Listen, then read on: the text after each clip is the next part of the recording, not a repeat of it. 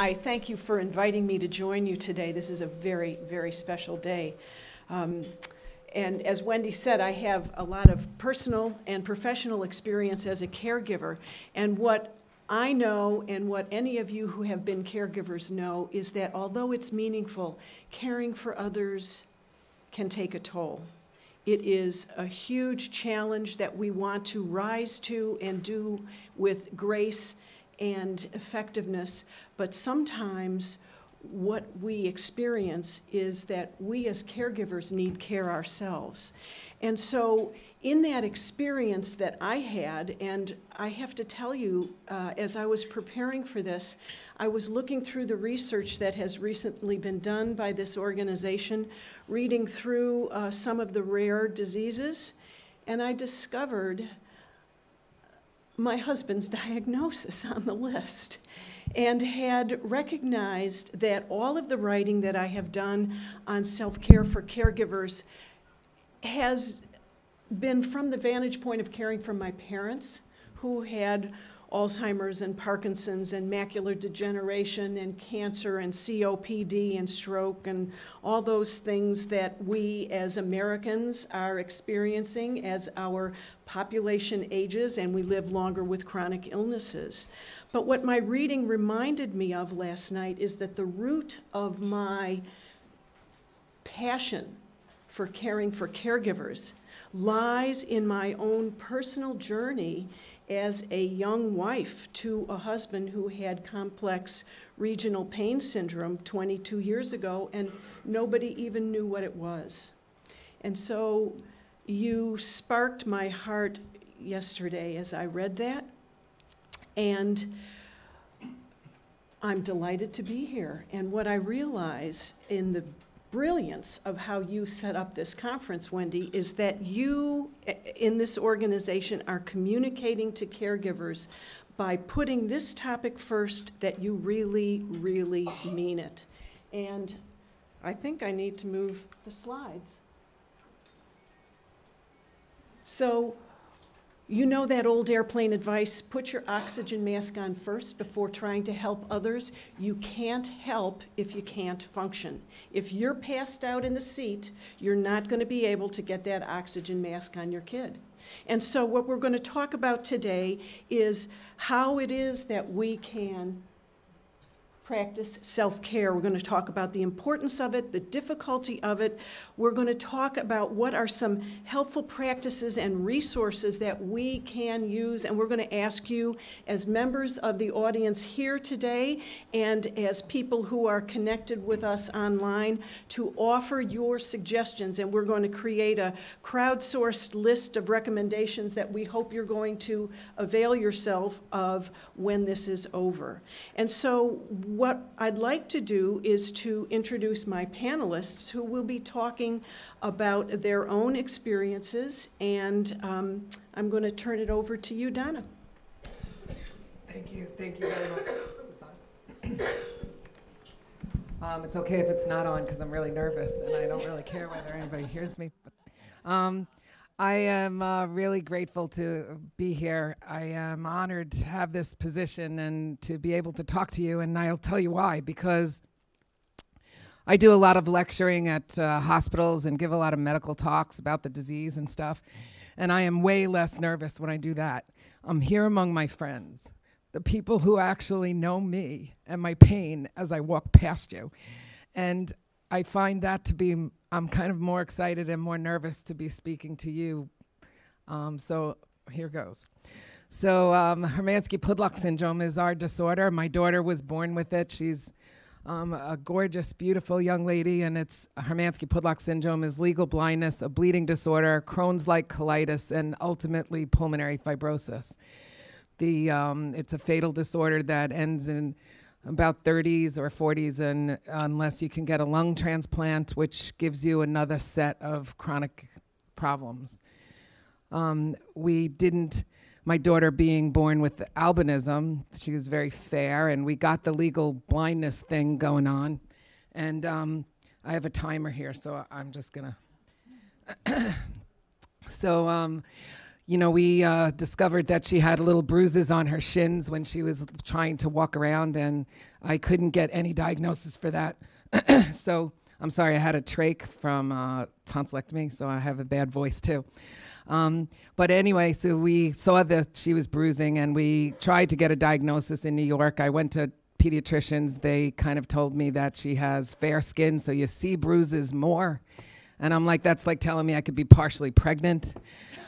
So I kind of really didn't understand that. So I persisted, and I started reading about albinism and saw this one sentence about a platelet dysfunction. I got brazen enough to call the author, and he sent me a test tube. We drew Ashley's blood, sent it 2 time zones away for them to look at her platelets and see that they're genetically malformed.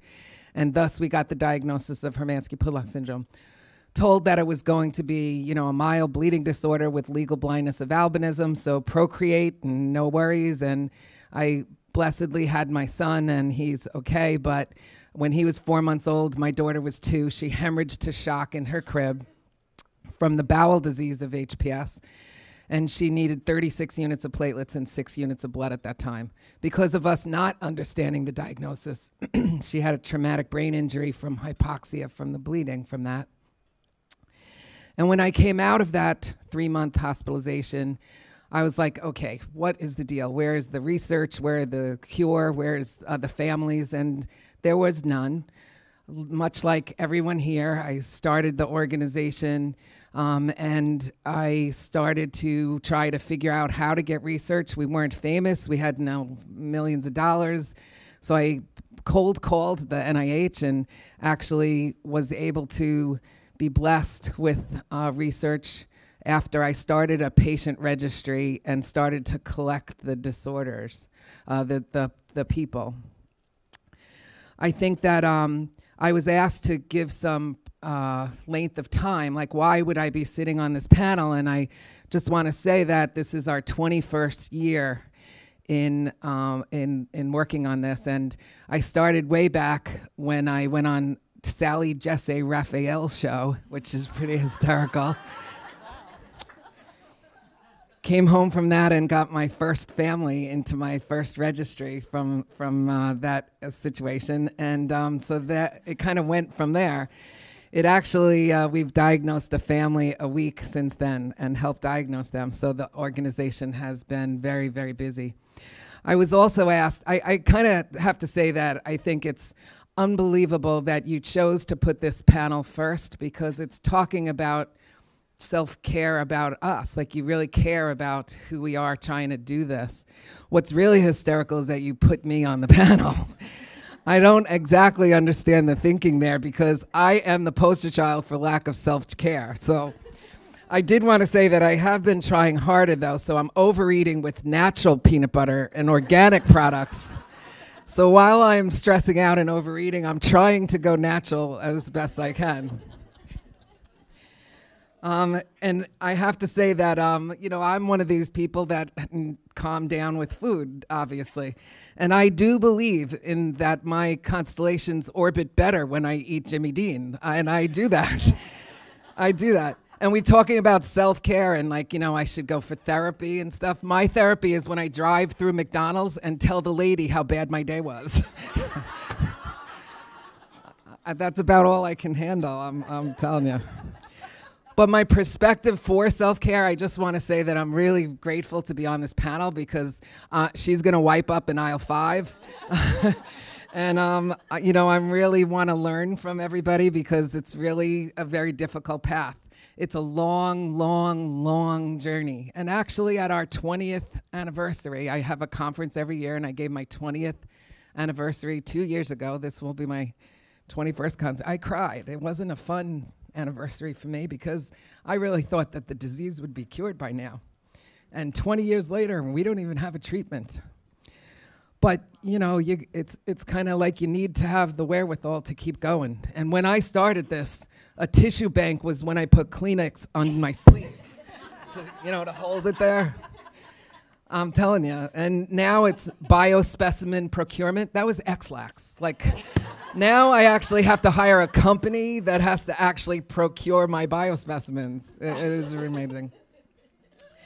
But I wish us, a beautiful day learning from each other. And it's a really difficult and changing role that we're in. Like, we started doing this, who would have thought, this was going to be our space? And I mean, I had it in my office right before I left. My IT company wanted to put me in a cloud, and I'm like, I'm already in a fog. I don't need a cloud. Hi, my name is Mindy Cameron, and I'm very happy to be here today to share some of the things I've done right and a lot of things I've done wrong as far as caregiving goes. Thank you to Nicole and the Global Genes Rare Project for letting me speak today. I've been a caregiver to a rare disease child for 10 years now. Like you, most of you, I had no caregiving experience. I have no nursing training. I'm a very typical parent who has been thrown into this new world. It's not new so much now, 10 years later, but I didn't have background in medicine or nursing or research or science. I don't have my own foundation. I am a typical parent of a rare disease child. I am a little bit lucky in that my son has Duchenne muscular dystrophy. For those of you that know the condition, it's not nearly as rare as what some of you are coping with. So hats off to you. For some of you don't even have a diagnosis. I feel fortunate to be part of the community that I'm part of. We have lots of advocacy groups, and research is humming along nicely. However, I think that brings a lot of anxiety in itself. Just this morning we heard that a drug that we've been looking at for about 10 or 12 years has failed in a phase 3 trial. So, I think these kinds of things really, you get built up and you get let down, and you get built up and you get let down. And it's really like grief, just cycling over and over and over on this endless loop. And I think, as happy as I am that we are at the forefront of research in genetic disease, it's kind of an anxiety place to live too. So my son's condition is genetic. I'm a carrier. I did not know it. I have a healthy son as well. My son is now 12, and he is in a transition between walking and not walking. So, when I say there's a lot of research, we might get a lot longer life expectancy with these Duchenne kids. And I think that's a whole issue about aging caregivers. If your child is going to live to be quite old, how do you prepare yourself to take care of him for long term? So, I've done a lot of things wrong. There's a lot of things that get in my way of taking great care of myself, like all of you. IEPs and supplements and trying to keep them social and not being isolated. I think we all have the same issues no matter what our disease. So that's me. There's not much to say. I'm happy to be here to share. And that's it. Thanks, Mindy. Thank you both. Now I know why you chose them for the panel. Thank you, Wendy. We're going to talk briefly about self-care. I would like to talk with you a little bit about why should we.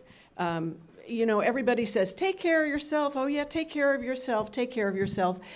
And we're going to talk about why we don't, because are any of you in this room finding it difficult to find the energy and the time to take care of yourself? Yeah, okay. And do you experience caregiving as exhausting, as tiring, as overwhelming? Yeah. And so what we know, the why do we need to take care of ourselves? Yeah, I know, I have to take care of myself, but do I? And why do I need to? And I'd like to just remind each of us that the energy that we give to those who we love is like that delicious mix that's in a soup pot that you've made, and you've created your favorite soup on a cold day, and you've spent hours creating it. Ooh, yum. Oh, she likes this, Donna. And when we care for others, it's like we're ladling out that delicious soup. The soup was made with love.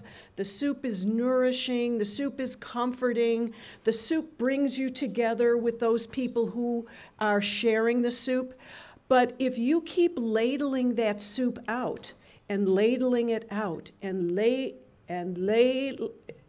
And what's going to happen? The soup pot's going to be empty, and you won't have any more to give.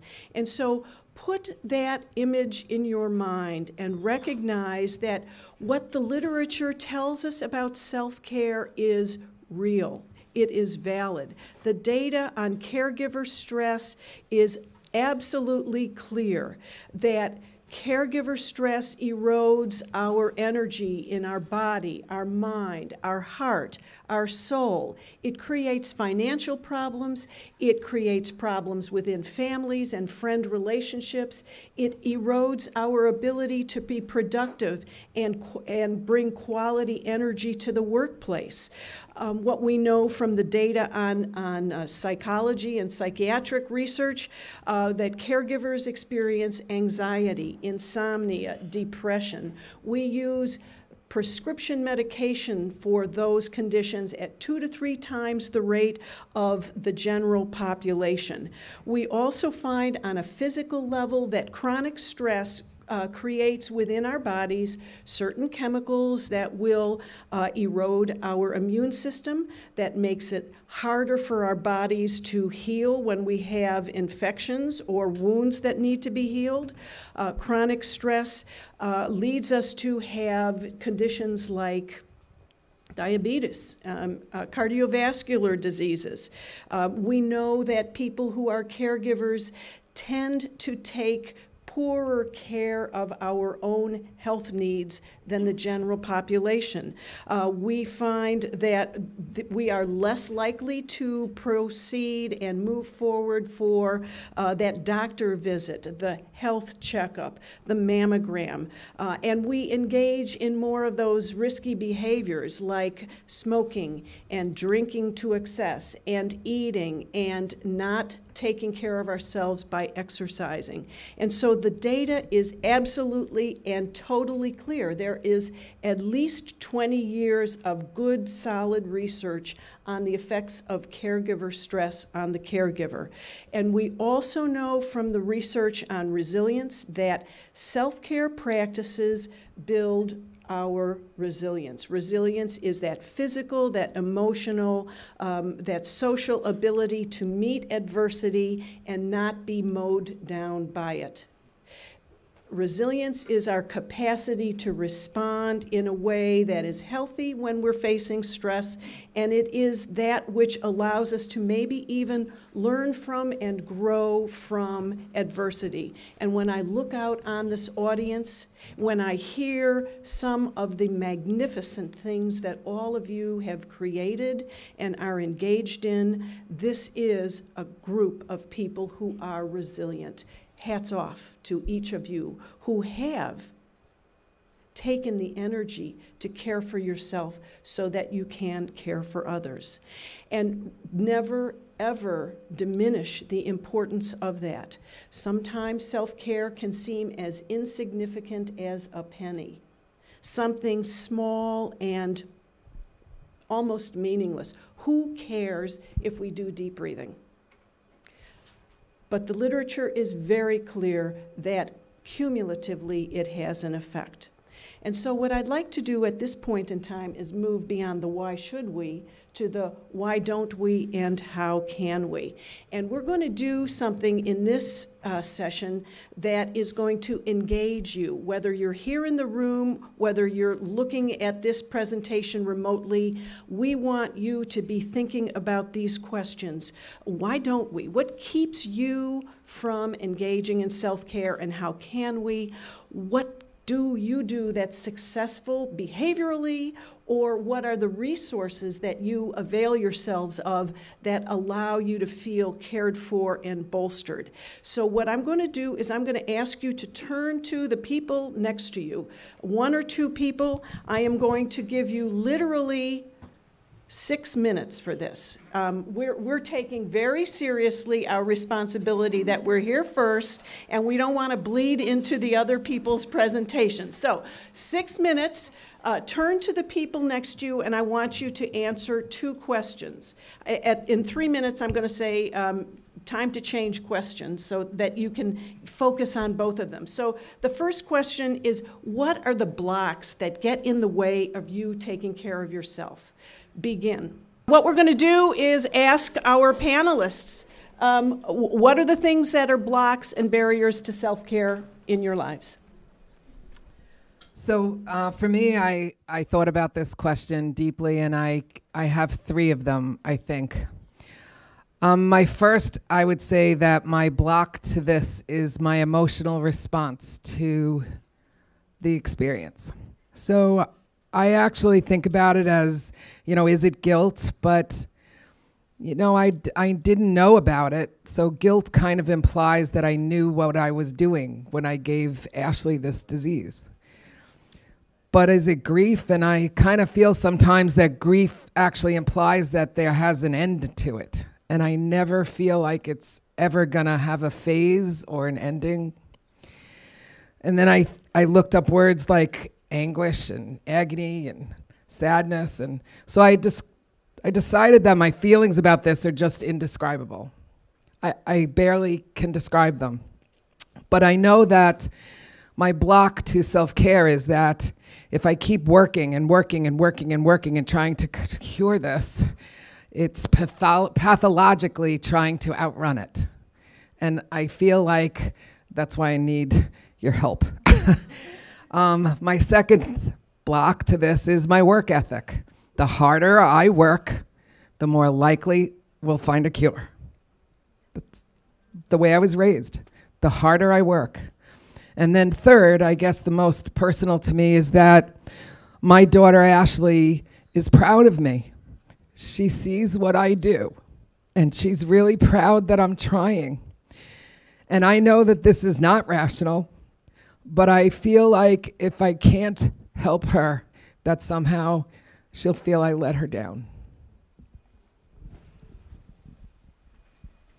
Yeah, I think I echo that idea that if you just work harder and you try to help more people, that this outcome's not gonna really be the same as it historically has been. I've done that for the past 10 years. I think I have a healthy child too, who's a senior in high school, so we're looking at all kinds of things for his future. And I think I'm trying to keep everybody in the house happy, having this idea that being a caregiver isn't quite enough. I should be out working, or I think a key is just to accept the fact that you're doing a very important job that your family completely needs you to be doing. I had a career, and I still long for the days when I might be able to work again, but as my son's disease progresses, I realize that he's only going to become more dependent on me. So I think I need to let go of that a little bit. That's gotten in my way, this idea that I also need to be working, and I also need to be taking care of the family. I also have to meet my older son's needs. I have to be helping other people in the community all the time. They call me the Facebook Duchenne Queen, because I'm constantly trying to reach out to new families and young families that have, unfortunately, Facebook is a great thing, but we hear about deaths weekly in the community. And that's hard. It's hard to ignore the terrible aspects of the disease when you're trying to be out there doing the footwork to help people. So I think at some point you need to step back, and I think it's time for me to focus a little bit more on my own self-care as his needs progress. And I think time, fatigue, trying to be normal, trying to maintain normal relationships outside of your disease community. I mean, my girlfriends that don't have rare disease in their life just were hysterical when I said, I'm going to talk about how to take care of myself. They're like, maybe you should be in the audience. But I've done all the bad behaviors. I've drank too much. I've eaten too much. I've spent too much time on the computer. I tried shopping. That didn't go over very well with my husband. The sneaking the bags, putting them in the back of the closet. Because sometimes it does make you feel better to have a new pair of shoes. It just does, or a dessert. Get your nails done. Or that extra glass of wine, or whatever it is. And you have to forgive yourself when you do that, and just pick yourself back up and move on, because that's the number one thing I think that I have learned how to do. Is you're going to make mistakes, you're going to do things wrong. Other people in your family are going to suffer because of decisions you make or things you get involved in, and you just have to, you have to say you're sorry, move on, and you have to be there for your family. And I think you just have to find what works for you and make the time to do it. So let's see what some of the folks in the audience have said in terms of what gets in the way of your taking care of yourselves. We've had true confessions already from our panelists, and so I'm going to come down and ask you to contribute. Yes, and we have 5 minutes for this, so short answers. I'm an adult with a rare disorder. I think guilt for individuals that have it, guilt that when they see their parents suffer, it's their fault. Yes. So I'm hearing guilt as a major theme here. Would you have to agree with that? Yes, and yes. Your own medical condition.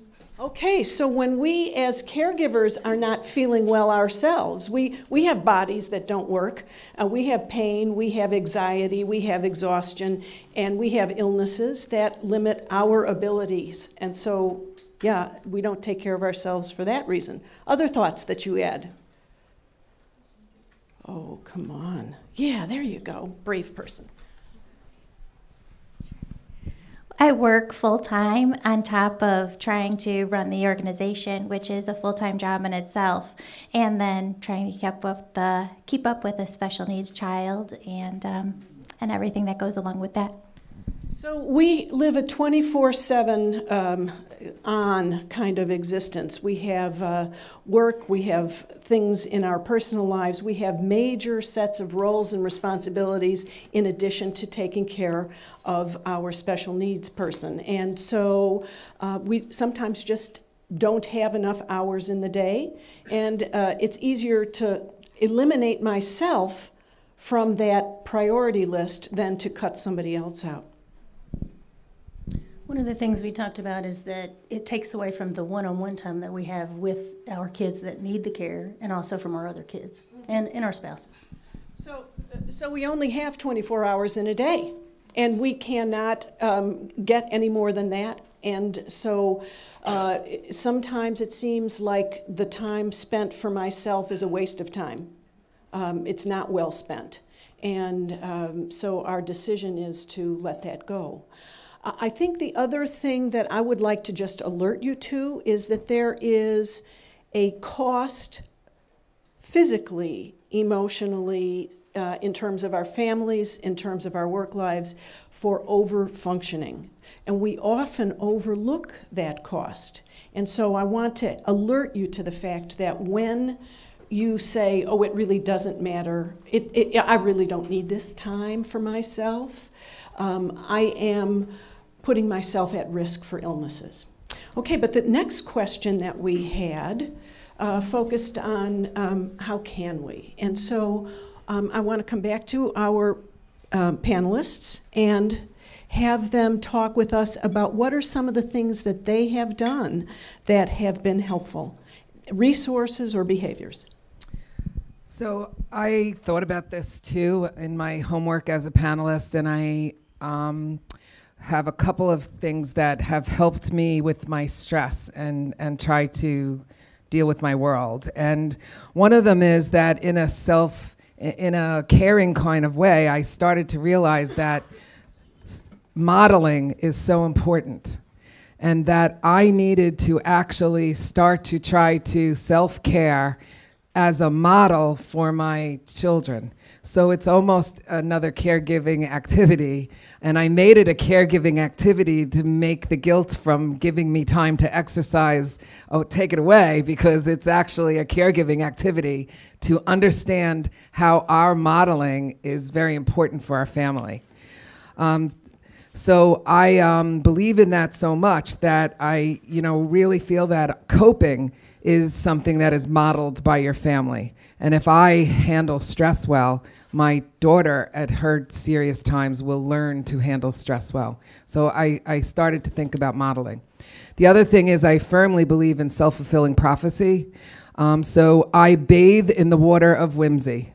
If I don't keep laughing at life and thinking about things that are funny and keep surrounded by other people that do it, and try to avoid people that have a really cup half empty kind of nature, it becomes a self-fulfilling prophecy. You will actually start to enjoy things or think about things in a lighter, harder manner if you work that way. And in a caregiving way, it's very good for visual imagery for my daughter when she's having a procedure done and sick, because we can bring up whimsical times, memories that we've made that were really funny, and that gets her through her IVs all the time. The third thing, I actually believe that, you know, when you go to Lamaze, you actually prepare to have children, and then, you know, you work at this, you go to class for this, you gather things up, you have you're all totally prepared, and then your child's born, and that's the last blooming time you ever get to prepare for another thing. So all hell breaks loose after that. But I really believe that stress, you know, working on reducing stress is something you have to sit and prepare for. You have to actually figure out your own strategy. I call it my homeland security. And I actually talk to myself, but I don't have time to talk to myself. So I give myself mantras. So I really have firm mantras in my head that whenever I'm trying to calm down, I say, what's the worst that can happen? Whenever I want to make decisions, it's the path of least regrets. Whenever I want to be present in the moment, enjoy the journey. When I want to appear in control, grace under pressure. When I want to have courage, recently I'm really scared about driving over bridges. I don't know where that came from. But I say to myself as I'm climbing up the bridge and I'm like, oh my God, I say to myself, I'm going for the cure. That gives me courage to do anything. The last thing is I really lower my my threshold of what I congratulate myself for. Like, I just lower that. And if I feel like a self-actualized woman, if I can get tissues, toilet papers, napkins, and paper plates, paper towels in the house at the same time, I'm having a good day.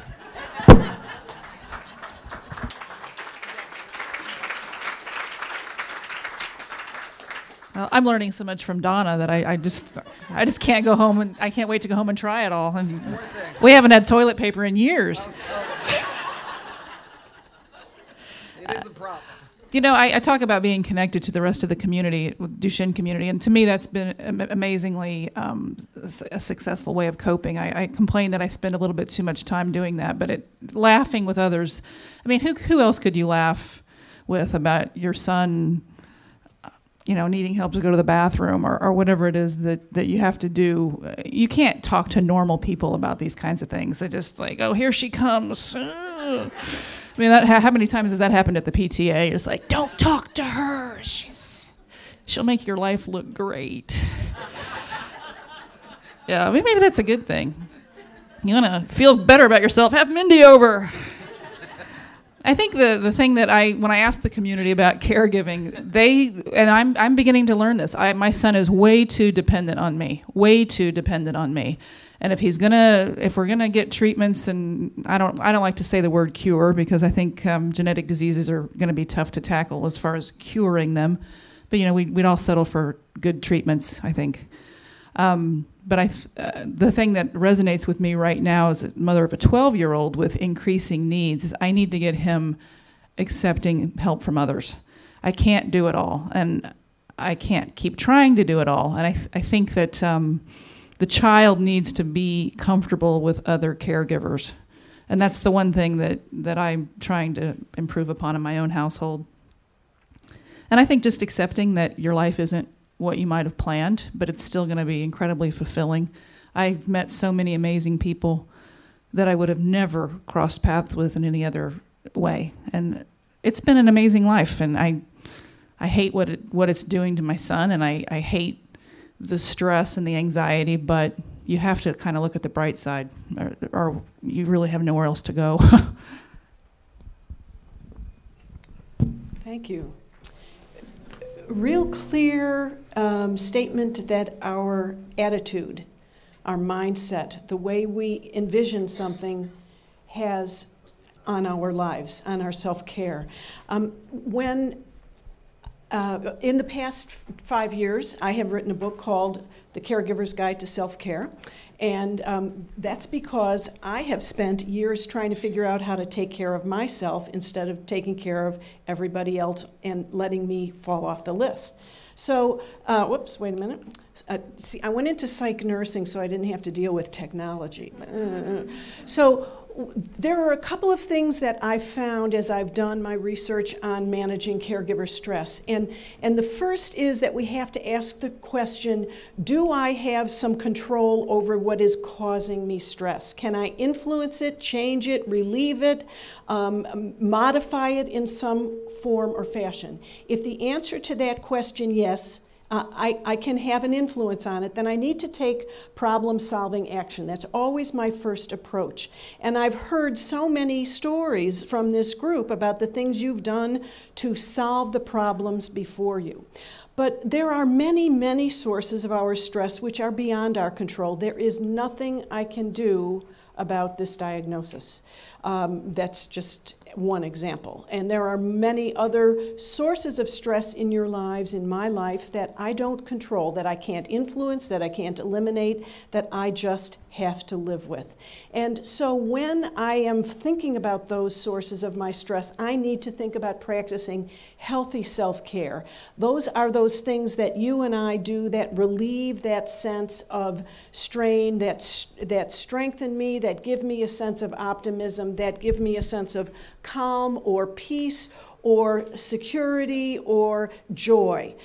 Each of us has a different set of okay, now let's see, which button do I place? Okay, each of us has a different set of behaviors and things that will feed us.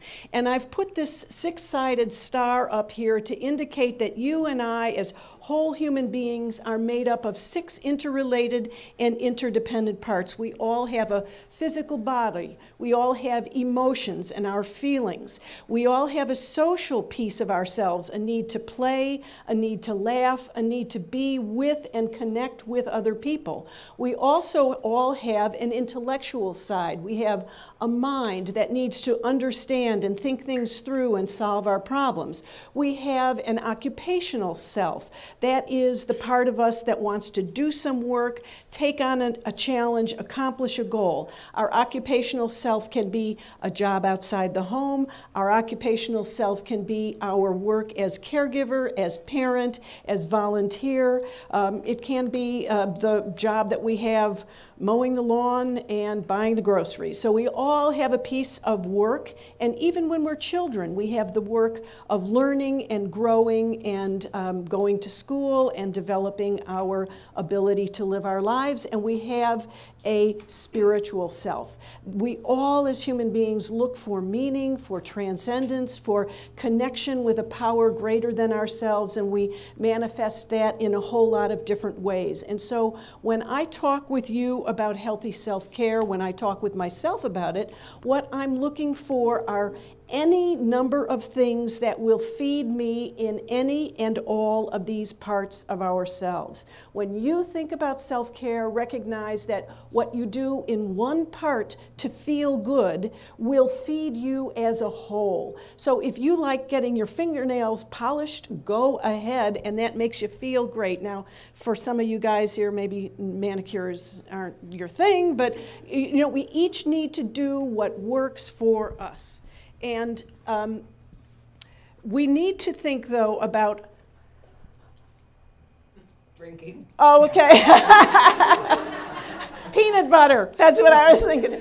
Stress numbing are those things that we do that feel good, that postpone the pain, that numb the pain, that puts the disaster a little further down the time zone and I don't have to deal with it right now. We all do these things, drinking and eating great junky food and you know, buzzing out in front of the TV or on the computer or going out shopping. The idea about stress numbing is that when we choose behaviors to excess, they can cause us problems. When we choose these behaviors in place of real problem solving, or when we choose these behaviors without practicing things that are healthy, that leads us into problems. So my mother used to say to me, Jane, everything in moderation. And so when you're into these little guilty pleasures, just moderation, and make sure you have problem solving and the other healthy ones to go along with it. And just remember, in terms of self-care, it is like dental care. You get up in the morning, I'm hoping everybody here does, and brushes the teeth and uses a little good toothpaste and floss, and it becomes so automatic that we do not even think of it. And it becomes so much a part of our lives that it's just something that we do. And what we know is that if you take care of your teeth on a regular basis, those little things, when you're 65 or 70 or 75, you'll still have teeth in your head. But if you don't do that, no, it won't happen. And so similarly, for us as caregivers, those little teeny things that we do every day are cumulative and they're high leverage. They will definitely affect us positively. And so what I want to do is to ask you, what were some of the things that you identified as self-care practices that work for you or resources that work for you? I'm going to do the walking around approach again. Yes. No, I would like to say, as far as like the dental care, when I'm brushing my teeth in the morning, and I do start out in the morning, I tell myself that I matter. I look at myself and I say, I matter. I'm here, I matter, and this is going to be a good day for me. That's exactly right, and that's the message. No, and I do that. And then when I see somebody, say I'm at Starbucks, I smile at everyone, and this past Valentine's Day, because I'm back in school, I brought Valentine's to my class, and I stood up in front of class and I told them that they mattered, that everybody mattered, because I wanted to make sure everyone had a Valentine. And I passed out candy to everyone. So you're talking about doing little things. Littles. And mentally affirming yourself, I matter, what I have to offer is important in the world. So those mental affirmations can really make a difference. And what you're also talking about is reaching out in kindness to other people, because when we connect with other people, their positive energy feeds us. Great. And you have no idea. Who else has something? Yes. I was raised Christian, but I found a lot of meaning in reading about Buddhism. And it really breaks this stress down into very understandable, manageable things. And so, looking at that, not becoming changing your religion, but seeing how it works. So any kind of faith, life, spiritual practice that you can bring into your life will feed you positive energy. Some people do that with religion. Some people do that with communing with nature. Some people do that by appreciating art or creating art or music. Anything that connects you with something beyond yourself, with the transcendent, with the divine, will feed your spirit.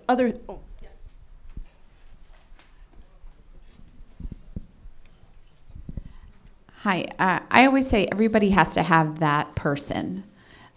Your friends before rare disease are great, but you need to have that person who's in your same position as your resource, your support, your accountability. I have a close friend who we try to talk every single Friday, and it just provides that level of support. Shout out to Jamie Fowler. But I think everybody's got to have that person. So connecting with another person on a very deep and intimate kind of level, a friend, a spouse, a partner, somebody in your family, that level of intense personal connection is known to help you to relieve stress and to stay strong. I think one of the worst sources of stress is that sense of being alone. So connecting and reaching out. Other thoughts? I have Gaucher disease, and I've struggled, even though I'm on full treatment, staying healthy, working and in a stressful life, and managing my own disease. And so I practice Chinese medicine, and I've learned to read my body. And Chinese medicine is all about balance. So what I've learned to do is, when something makes me sad, I balance it with something that makes me happy.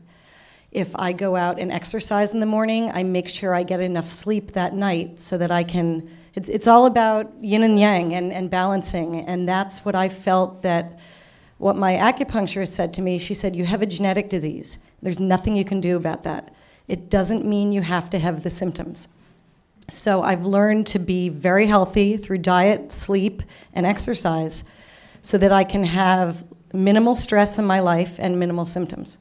That's beautiful. Thank you very much for that balance. And I think one of the things I'm hearing in your commentary about balance and seeking out Chinese medicine is that you attended to the signals in your body and used problem solving to help you find solutions to that. The other thing I'm hearing you talk about is the importance of choice. We create our lives with the choices that we make. And we have to make sure that our choices are healthy ones. So thank you for that set of ideas. Other people, yes, ooh, good. Well, the people, you probably don't, but the people who are going to listen to the commentary will.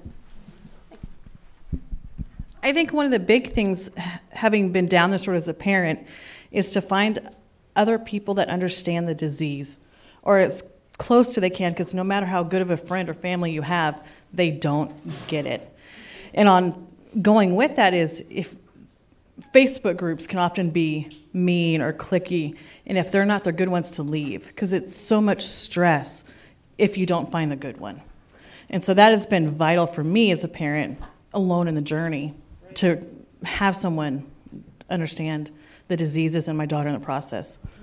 So building on that idea of not being alone, looking for a community and creating a community that will be there for you to support you in your journey. It's a long journey. We all know that. And caregiving is it's not a sprint. It's a marathon. And I sometimes think maybe it's an Ironman triathlon. It goes on and on. And so we need a community who understands us, who will support us, who will be there with us. And if there are members in the community who come and they're naysayers, or they drag you down, or they make you feel guilty or bad for whatever it is that you're experiencing, sometimes we need to walk away from toxic relationships, toxic communication, and choose, again, it's that choice of I'm going to choose people and information that supports me and helps me. I was just going to say, I think it's real important to know when to raise that white flag and cry uncle and ask for help earlier rather than later. So, when to raise the white flag and call for help, that's so important. Cry uncle, but embedded in that, I'd like to say, why is it the white flag when we have to ask for help? You think about what assumption underlies that we rugged individualists, we Americans, we can handle it, we are strong, we are capable, we can, makes me tired just to, earlier rather than when you need it. Yes, so anticipate when you're going to need some help and ask before you're totally spent. You're much wiser than I am. Oh, really, truly. So we have time for one more comment, and then we're going to close.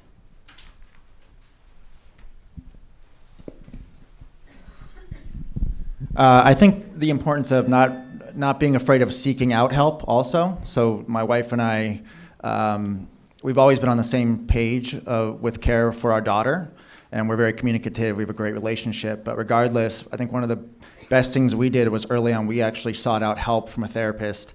And regardless of how communicative we were about everything and the things we were facing, it forced us to deal with maybe things we weren't thinking about. And it really allowed us to, I think, be healthier with the decisions we were making and where we were with the decisions we were making with our daughter. Yes, well, you're speaking to somebody who is a psychiatric nurse, so you're singing to the choir. I think that the strain of dealing with the challenges of a rare disease are enormous. They put an enormous strain on us as individuals, on marriages, on extended families, and we need to be able to recognize and respond to the stress that we experience on that emotional, psychological level. And so reaching out for support in that way is something that we may not always feel comfortable doing, but it is something that can give us strength and wisdom to make those choices and to go the distance. And I would like to close by coming back to our group and asking, do you have any last words of advice for us?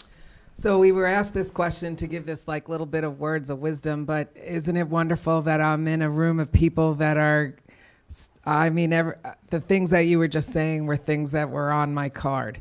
So it's so great to be in a comrade, in a like-minded world, because you not only get the problem, but you also have the answers in this room. So I think that I just, had written, don't try to reinvent your biosphere. Like we've all been here, we've been here a long time.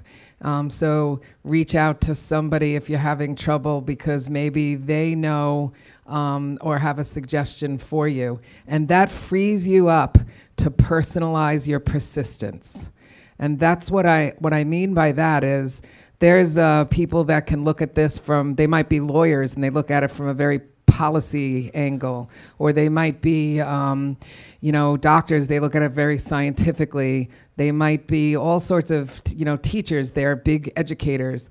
Figure out what you're great at and personalize that persistence. And don't stress about the rest of the stuff, because the biosphere it's been done before, and ask. And then I just always dedicate my day. And I feel that gives me, even the stupid things I do, and even if it goes wrong, I wake up every morning and pray to be an instrument of peace. This came from a dad in our community who's got a 32-year-old son. Don't be a martyr. I think I thought he was talking to me specifically, but I think, you can't be everything to everyone, and learn to accept that, and you're not a failure. The other thing that I find is learn how to reset your mind. If you're having a day when everything's starting to spiral and you're, like today, this failed drug news, okay, that didn't work. Let's move on. A lot of people recommended Zumba as a reset, because there's no way you could possibly think about anything else when you're trying to do that twerking thing, and you can't think about anything else, or you're going to fall over. So that's a good one. And yoga is the same. And the meditation, sometimes I have a hard time getting there, because the thoughts come in anyway. But yoga's good, but Zumba, really, you won't survive if you don't focus. Amen. And I'd like to just say in closing, I have a mantra I'd like to offer to you. Admit, permit, commit. Admit that you need self-care, that you have a human body that doesn't go and go and go and go. Permit. Give yourself permission to take care of yourself. It is not a waste of time, and you are not selfish. You are making an investment in your well-being and the health of your whole family. And commit to doing something every day, some small thing, and make it a regular part of your life. And I would like to encourage all of you to access the list of resources that we are going to put together. I have some connections with the Caregiver Action Network, which is now working on developing a rare disease thread in their site and a discussion thread in their online groups. And so we're hoping that you will connect with them. I have Partners on the Path. That's what I do. And for those of you who are looking for creating a good network of support, there are two organizations organizations I would direct you to. One is called Share the Care, and the second is Lots of Helping Hands. And I'm going to put this on the list, but these are models that are very, very effective for coordinating care if and when you need it. And so I thank you all for being here. I remind you to care for yourself as you care for others, because if you don't put your oxygen mask on first, you won't be any good to anybody. Thank you.